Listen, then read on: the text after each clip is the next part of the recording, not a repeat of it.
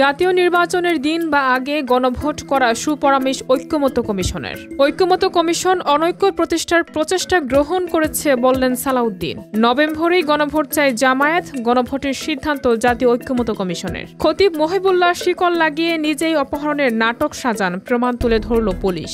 অবশেষে জুলাই সনদ স্বাক্ষর করতে যাচ্ছে এনসিপি। নির্বাচনের স্বচ্ছতা নিশ্চিতে দ্রুত বডি অন ক্যামেরা ক্রয়ের নির্দেশ প্রধান উপদেষ্টার।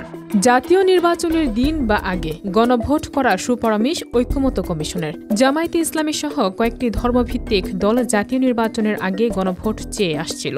অন্যদিকে বিএনপি সহ কয়েকটি দল একসঙ্গে দুই নির্বাচন করার পক্ষে ছিল। কমিশন তাদের চূড়ান্ত পরামর্শ দিয়ে বলেছে, গণভোট আয়োজনের বিষয়টি নির্বাচন কমিশনের উপর। তারা সক্ষম হলে জাতীয় নির্বাচনের দিন বা আগে গণভোট করতে হবে। প্রধান উপদেষ্টা মোহাম্মদ ইউনূসের কাছে সনদ বাস্তবায়নের সুপারিশমালা হস্তান্তরের পর একটি ব্রিফিংয়ে সুপারিশের কিছু বিষয় সাংবাদিকদের সামনে তুলে ধরেন ঐক্যমত্য কমিশনের সহসভাপতি আলী রিয়াজ।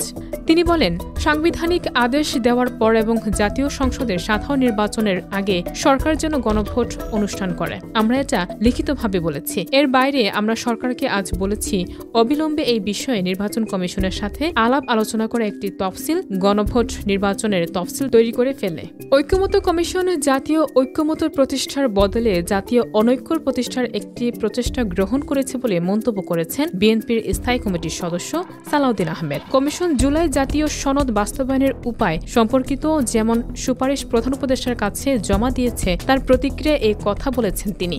একই সঙ্গে কার্যক্রম শেষ করায় ঐক্যমত্য কমিশনকে ধন্যবাদ দিয়েছেন এই বিএনপির নেতা। তিনি বলেন, যে জুলাই জাতীয় সনদে রাজনৈতিক দলগুলো স্বাক্ষর করেছে, সেই স্বাক্ষরিত সনদ বহির্ভূত অনেক পরামর্শ বা সুপরামর্শ সনদ বাস্তবায়নের আদেশের খসড়ায় যুক্ত করা হয়েছে।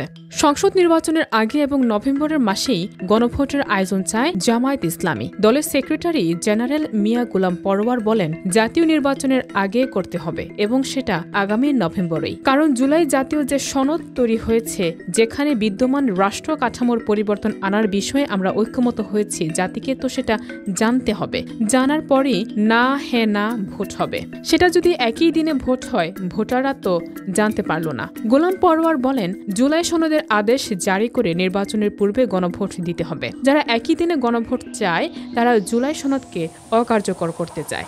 2006 সালে 28 অক্টোবর লগি বৈঠার তাণ্ডবে গণহত্যা ও নৈরাজ্যের ঘটনার প্রতিবাদে আজ আয়োজিত বিক্ষোভ সমাবেশে তিনি এই মন্তব্য করেন। পঞ্চগড়ে উদ্ধার মুফতি মোহাম্মদ মহিবুল্লাহ মিয়াজি পায়ে শিকল লাগিয়ে নিজে অপহরণের নাটক সাজিয়েছিলেন, এমন তথ্য প্রমাণ উপস্থাপন করেছে পুলিশ। মহিবুল্লাহ অপহরণের যে বর্ণনা দিয়েছেন এবং যে সময় ওই স্থান থেকে তাকে তুলে নেওয়ার কথা বলেছেন, সে সময়ের ওই সব এলাকার সিসিটিভি ফুটেজ পর্যালোচনা করে পুলিশ অপহরণের কোনো প্রমাণ পায়নি। তিনি নিজেই নিজের পায়ে শিকল লাগিয়ে শুয়েছিলেন। তাকে উদ্ধারের পর মামলা যা বলেছে তার পুরোটাই সাজানো গল্প। সংবাদ সম্মেলনে পুলিশ জানান, মুফতি মোহাম্মদ মহিবুল্লাহ মিয়াজি টঙ্গীর টি&টি কলোনি জামে মসজিদের খতিব। তাকে অপহরণ করা হয়েছিল এমন অভিযোগে তিনি 24 অক্টোবর টঙ্গী পূর্ব থানায় একটি মামলা করেন। মামলার এজাহারে মহিবুল্লাহ উল্লেখ করেন, 22 অক্টোবর সকালে হাঁটতে বের হলে একটি অ্যাম্বুলেন্স তার পথ রোধ করে। তাকে হত্যার উদ্দেশ্যে অপহরণ করে অ্যাম্বুলেন্সে ওঠানো হয়। কালো কাপড়ে চোখ বেঁধে তাকে শারীরিক নির্যাতন করা হয়। জুলাই সনদ স্বাক্ষর প্রস্তুতি নিচ্ছে এনসিপি। কাল অথবা পরশু যে কোনো সময় জুলাই সনদ স্বাক্ষরে যাবে জাতীয় নাগরিক পার্টি। এদিকে ঐক্যমত্য কমিশনও আশা করে এনসিপি স্বাক্ষর করে নিবে। কমিশনের সহসভাপতি আলী রিয়াজ বলেছেন, জুলাই সনদ তৈরিতে এনসিপির নেতৃত্বের বিরাট ভূমিকা ছিল। এমনকি সনদ তৈরিতেও তারা ভূমিকা রেখেছেন। সনদ বাস্তবায়নের বা আইনি ভিত্তি নিয়ে তাদের ধারণা পরিষ্কার হচ্ছে। এতে তারা স্বাক্ষর করে নেবে বলে আশা করে কমিশন। এমনকি স্বাক্ষর না করলেও তাদের ভূমিকা রয়েছে এই জুলাই সনদে, উল্লেখ করেছে কমিশন। জাতীয় নির্বাচনকে স্বচ্ছ, শান্তিপূর্ণ ও নিরাপদ রাখার লক্ষ্যে আইনশৃঙ্খলা বাহিনীর জন্য দ্রুততার সঙ্গে পর্যাপ্ত সংখ্যক বডি অন ক্যামেরা ক্রয়ের নির্দেশ দিয়েছেন প্রধান উপদেষ্টা প্রফেসর ডক্টর মোহাম্মদ ইউনূস। তিনি নির্দেশ দেন, ডিসেম্বরের মধ্যেই বডি অন ক্যামেরা ক্রয় প্রক্রিয়া ও প্রয়োজনীয় প্রশিক্ষণ কার্যক্রম সম্পূর্ণ করতে হবে, যাতে নির্বাচনকালীন সময়ে সহিংসতা বা অনাকাঙ্ক্ষিত পরিস্থিতি কার্যকরভাবে প্রতিরোধ করা যায়। স্বরাষ্ট্র উপদেষ্টা জাহাঙ্গীর আলম চৌধুরী বলেন, নতুন ক্যামেরাগুলো এসে পৌঁছলে প্রতিটি জেলায় পুলিশ সদস্যদের প্রশিক্ষণ প্রদান করা হবে।